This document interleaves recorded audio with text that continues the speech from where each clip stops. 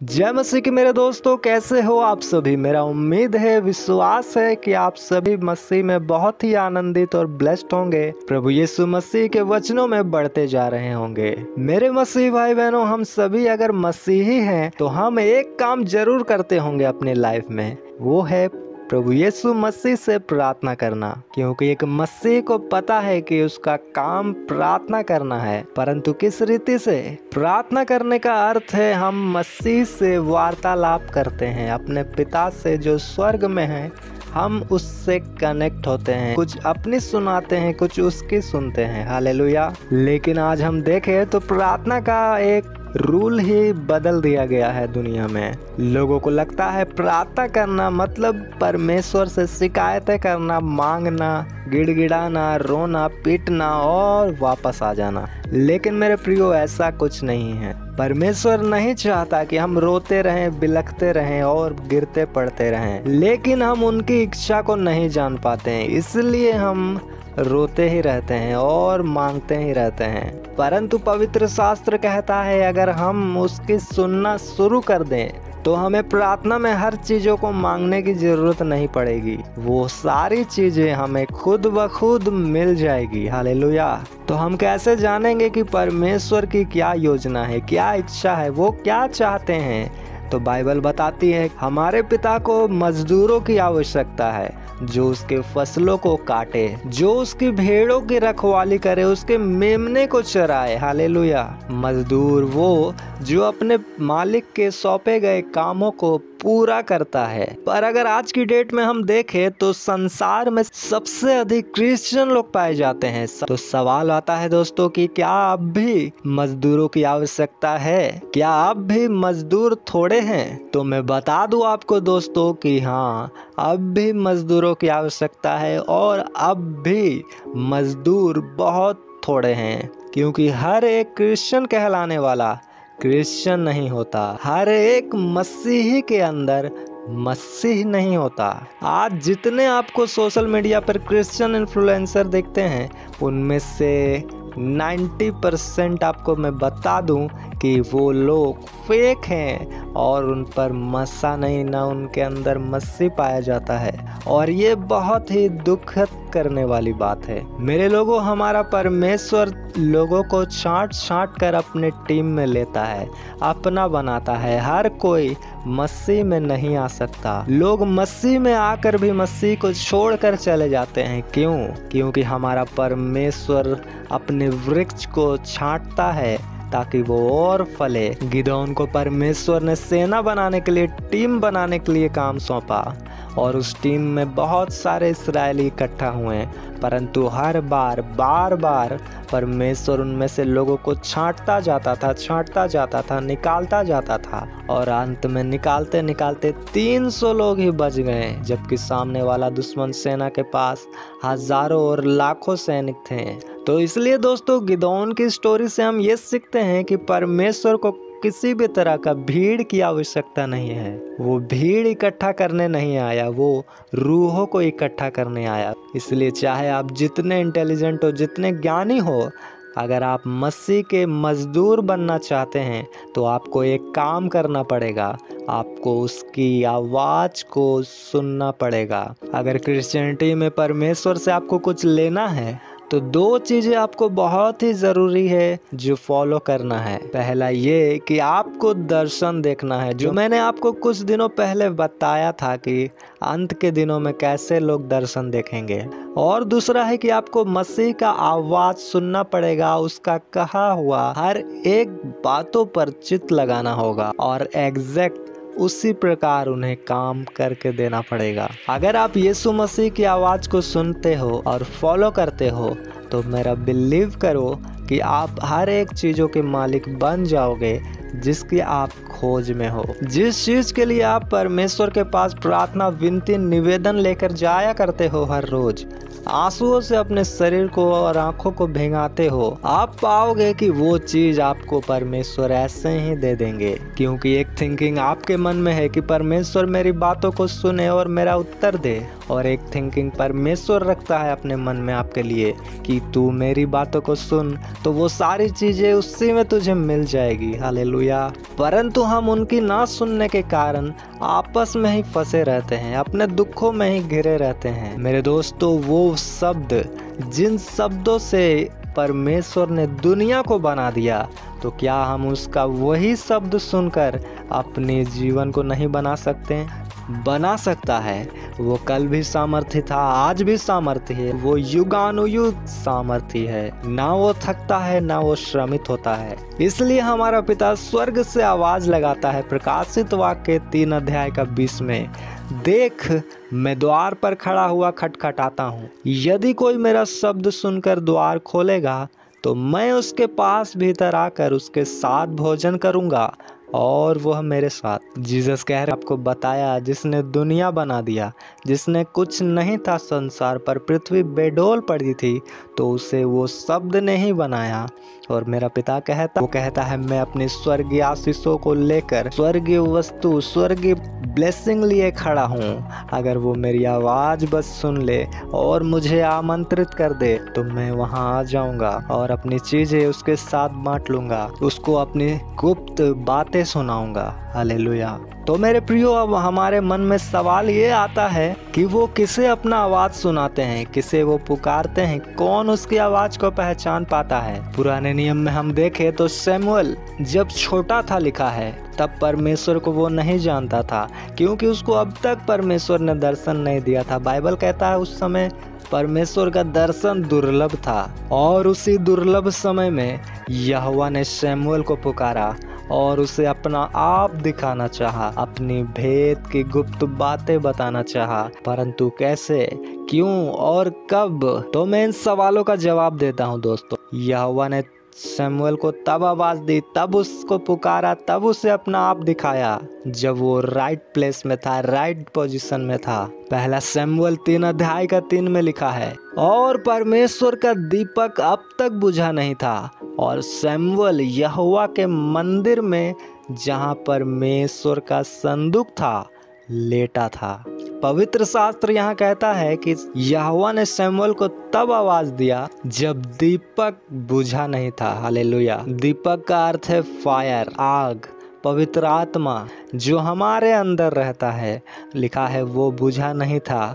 इसका मतलब है कि वो पवित्र आत्मा हमारे जब अंदर रहता है, हम उसे निराश नहीं करते हैं, हम उसे अपने से अलग नहीं करते हैं, उसे शोकित नहीं करते अपने पाप से, अपने बुरे कर्मों को करके, बल्कि हम पवित्र आत्मा को प्रसन्न करते जाते हैं, उसके अनुसार, उसकी सुनकर, वो जैसा चाहता है वचन के द्वारा हम उसी प्रकार चलते हैं। तो परमेश्वर का आत्मा जब हम में रहता है, हम में बसा रहता है। लिखा है दीपक जब बुझा नहीं था और शमूएल मंदिर में था, परमेश्वर के अनॉइंटिंग प्लेस में, जहाँ उसे जो स्थान उसे दिया गया था, और उस मंदिर के अंदर भी उस स्थान में वो था जहाँ वाचा का संदूक रखा गया था।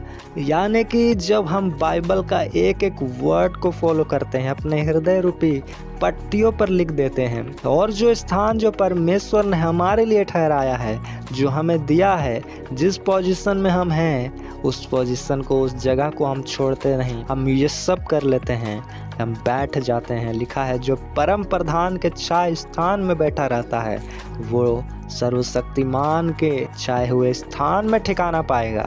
इसका मतलब है हम उसी प्लेस में बैठते हैं जहां परमेश्वर हमें बिठाना चाहता है।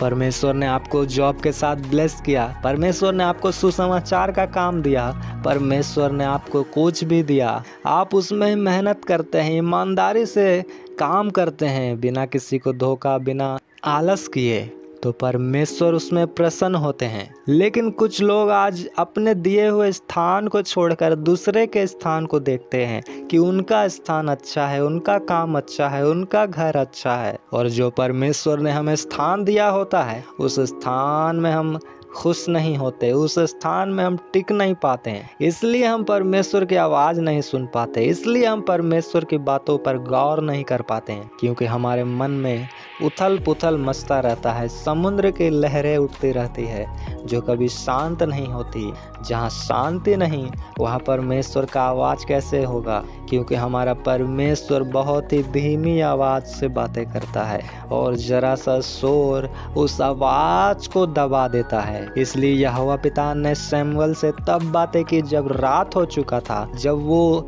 दीपक उसका बुझा नहीं था, जब वो उस स्थान में था, उस मंदिर के अंदर था जहाँ वाचा का संदूक उसके सामने था। तब उसको यहोवा परमेश्वर आवाज लगाते हैं, हे शमूएल, हे शमूएल। तो शमूएल जवाब देता है कि बोल, तेरा दास सुन रहा है। हालेलुया।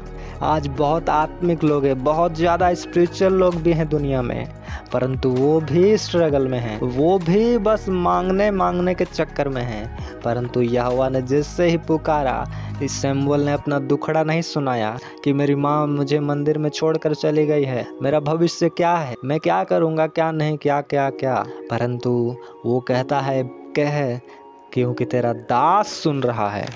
आज अगर किसी की प्रार्थनाएं कबूल होने लगे, प्रार्थनाओं को उसका सुना जाने लगे, उसे मसा मिल जाए, तो वो तो चाहेगा कि बस मेरा ही मेरा पूरा हो और दुनिया गया भाड़ में। बस यहोवा मेरी सुने, मैं चिल्लाऊं, मैं पुकारूं तो वो मुझे उत्तर दे, मेरी हर एक बातों का वो जवाब दे।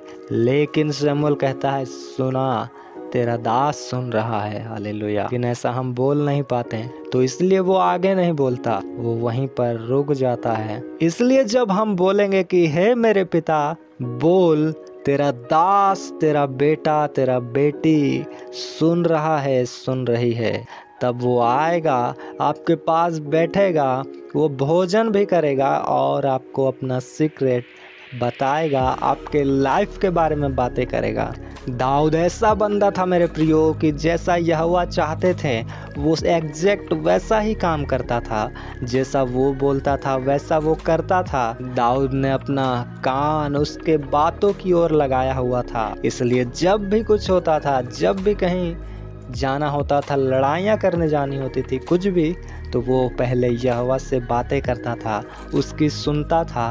अगर यहोवा बोले जा तो वो जाता था, अगर ना बोले तो वो नहीं जाता था। दाऊद के सक्सेसफुल होने का राज यही था कि वो हमेशा अपने यहोवा की सुनता था, वो यहोवा की सुनता था और उसे दुनिया की सुनने की जरूरत नहीं पड़ती थी। इसलिए अगर आप परमेश्वर की सुनते हो तो आपको दुनिया की एडवाइस लेने की ज़रूरत नहीं कि ऐसा करो, वैसा करो, ऐसा ठीक है, वैसा ठीक है, क्योंकि दुनिया में फ्री का ज्ञान देने वाले आज बहुत लोग पाए जाते हैं। लेकिन आप अगर यहोवा की सुनते हो, प्रभु यीशु मसीह की सुनते हो, तो आपको किसी की भी सुनने की ज़रूरत नहीं है। आप अपना कान बस उसकी ओर लगा के रखो, वचन से प्रेम करो, वचन की मानो, वचन को दिल दे दो। अगर आप वचन को दिल दे दोगे तो वो अपना दिल आपके सामने खोल कर रख देगा और आप जान पाओगे हर बातें कि उसकी इच्छा क्या है हमारे लिए। वो चाहता है कि अपनी आज्ञाओं को हमारे हृदय रूपी पट्टियों में लिख दे।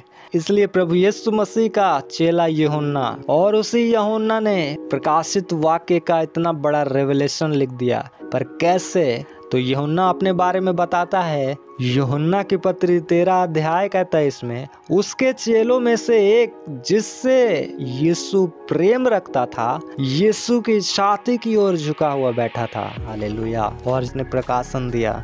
ऐसे ही बंदे को कोई मौत मार न सका, उसे लोगों ने तंग आकर एक टापू में छोड़ दिया कि ये बंदा मरता ही नहीं। और इतना बड़ा प्रकाशन देने का रीज़न क्या था कि एक काम उसके छाती की ओर वो कान लगाए रहता था, झुके हुए रहता था। आपने कई बार प्रभु भोज की पिक्चर्स में देखा होगा कि एक बंदा जीसस की चेस्ट की ओर अपना सर झुकाए हुए रहता है, वो यूहन्ना ही है। कि हाँ मेरे दोस्तों, जो यीशु के वचन को सुनते हैं, जिसको सुनना चाहते हैं, उनसे प्रभु यीशु मसीह बहुत ज़्यादा प्रेम करते हैं। मेरे दोस्तों, जब मैं वीडियो एडिट करता हूँ तो चाहे कितने ही बार एडिट करने के चक्कर में मुझे ये वीडियो को सुनना पड़ता है अपनी बातों को, लेकिन फिर भी जब मैं एडिट कर लेता हूँ तो अपनी वीडियो को फुल एक बार ज़रूर सुनता हूँ, कंप्लीट करके। और किसी भी वचन को सुनने के वक्त मुझे कोई डिस्टर्बेंस नहीं चाहिए, और जब मैं वचनों को सुनता हूँ तो मुझे अपनी वीडियो से भी कुछ नया प्रकाशन जरूर मिलता है। हालेलुया। क्योंकि जब आपका कान उसकी बातों को सुनने के लिए तत्पर होता है तो परमेश्वर कहता है अगर तू सुनने के लिए तैयार है तो मैं सुनाने के लिए तैयार हूँ।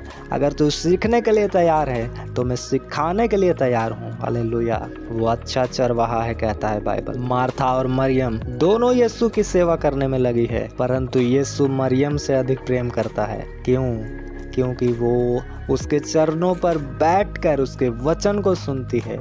और इसीलिए लिखा है, उसने कहा कि उसने अपना उत्तम भाग चुन लिया है। हालेलुया। आपकी लाइफ का बेस्ट पार्ट है वचन को सुनना, उसकी आवाज को सुनना। सैमुअल ने उसकी आवाज को सुना, कहा हे परमेश्वर बोल, तेरा दास सुन रहा है। तो अंत में उसके लिए क्या रिजल्ट आया हम पढ़ेंगे पहला सैमुअल 3 अध्याय का 19 में।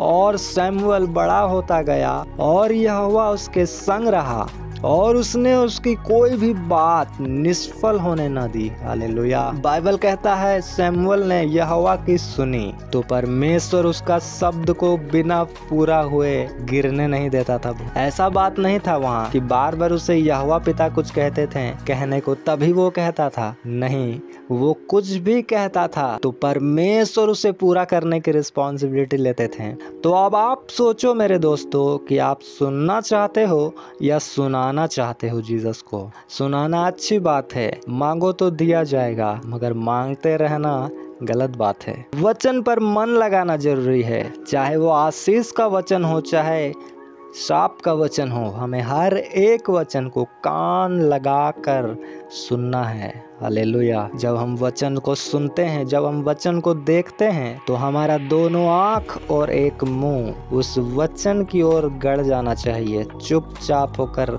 उसे शांति के साथ सुनना चाहिए, तब परमेश्वर हमसे बात करते हैं। पर क्या आप वचन को सुनते समय इतना डेडिकेशन देते हो? तो क्या आप वचन को सुनते वक्त इतना डेडिकेट होते हो कि आपका आँख का पलक भी ना झपके? जीसस को 3 कील मारा गया था दोस्तों, क्या आपको पता है? 2 हाथ में, दाहिने और बाएं में, और एक नीचे पैर में। तो वही 3 कील को हमें यूज करना है, 2 आंखों के लिए और एक मुंह के लिए, कि हम जब भी वचन सुने तो उस वचन की और उस कीलों के द्वारा अपने आंख और मुंह को गाड़ दें ताकि इधर उधर हिलने ना पाए। यीशु मसीह अपना वचन को हमारे हृदय रूपी पट्टियों पर लिखना चाहते हैं। तो मेरे दोस्तों, आज से मेरा उम्मीद है कि आप सुनना ज्यादा पसंद करोगे। ये तो इन वचनों के द्वारा प्रभु यीशु मसीह आपको ब्लेस करे। आप सभी को मसीह में शालोम।